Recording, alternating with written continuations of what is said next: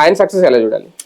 Analysis చేసుకుని గెలిస్తే మొన్ననే సీట్లు మొత్తం అప్పుడే అధికారంలోకి కనీసం అప్పుడు కూడా తనకి తానే ఓడిపోయాడు. ఇప్పుడు ఏంటంటే బీజేపీలో అంటే ఒక్కోసారి ఎట్లా ఉంటది, ఇప్పుడు ఫర్ ఎగ్జాంపుల్ క్రిందసారి తెలంగాణలో బండి సంజయ్ ఒక ఊపు క్రియేట్ చేసి గ్యారంటీ వరుస పెట్టి అన్ని ఉప ఎన్నికల్లో విజయం సాధిస్తా వచ్చింది బీజేపీ, గుర్తుంది కదా. ఉన్నట్టుండి కరెక్ట్ గా ఎలక్షన్స్ టైంకి వచ్చేటప్పటికి అతని పక్కన పెట్టేసేసి కిషన్ రెడ్డిని పట్టుకొచ్చారు. ఏమైంది, బీజేపీ కేటర్ కాడి వదిలేసింది. వదిలేస్తే గ్యారంటీ ప్రతిపక్షం, నేనైతే ఎక్స్పెక్ట్ చేసింది ప్రతిపక్ష స్థానం, ప్రతిపక్షం అధికార పక్షమో గ్యారంటీ వచ్చి ఉండేది. అలాంటిది కాస్త చివరికి 8 స్థానాలకు పరిమితం.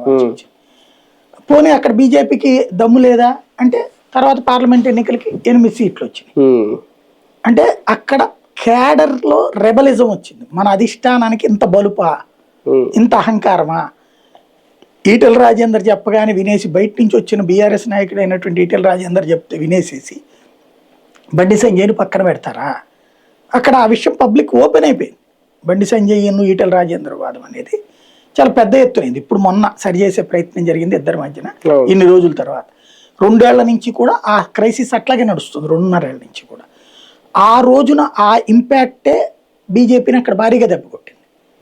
బండి సంజయ్ అనేటటువంటి అతను పక్కన పెట్టి అధిష్టానం వేరే వాళ్ళని తెచ్చి మన ఎత్తిని రుద్దేటటువంటి పని చేస్తాం, ఎంతవరకు రైటు, గెలుస్తుంది అన్న టైంలో ఎందుకు చేసింది. కాంగ్రెస్ దాన్ని ఎట్లా అడ్వాంటేజ్ తీసుకుంది, అప్పటిదాకా వరుసపెట్టి డిపాజిట్లు కూడా కోల్పోయింది కాంగ్రెస్. అలాంటి కాంగ్రెస్ దాన్ని అడ్వాంటేజ్గా ఎట్లా తీసుకుంది. బీజేపీ బీఆర్ఎస్ ఒకటే, బీఆర్ఎస్ని మళ్ళీ అధికారంలోకి తీసుకురావడం కోసం బీజేపీ బండి సంజయ్ని పక్కన పెట్టింది అన్నటువంటి తెచ్చే